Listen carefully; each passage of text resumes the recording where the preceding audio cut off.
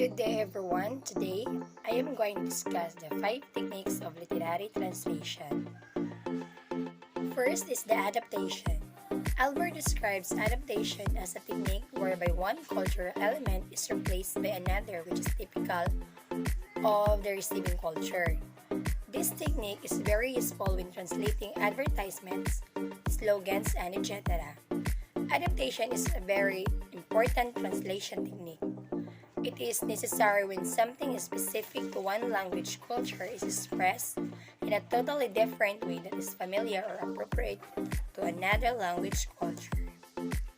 The second technique of literary translation is the linguistic amplification.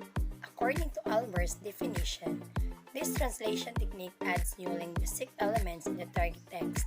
It is the opposite of the linguistic comprehension technique. It means using a paraphrase in order to explain a word with no equivalent in the target language.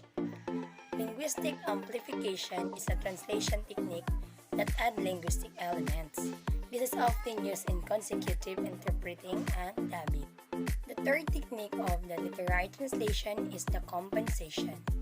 According to Albert's definition, this translation technique adds new linguistic elements in the target text. It is the opposite of the linguistic comprehension technique. It means using a paraphrase in order to explain a word with no equivalent in the target language.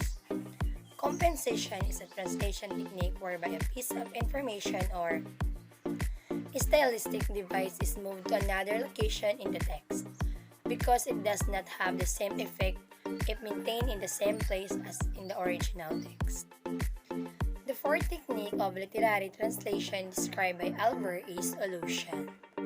Illusion is a process that involves removing items of the information in the original language text so that they do not have appear in the target text.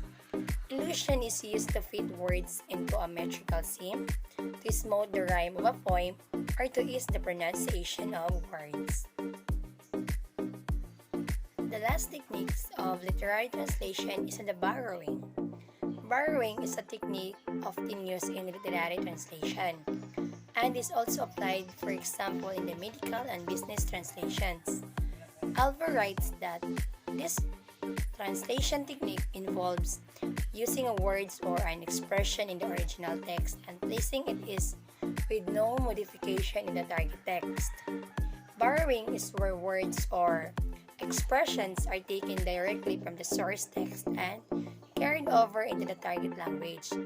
This technique is often used when there is no language target equivalent such as food or clothing and can help to preserve the cultural context of the source text.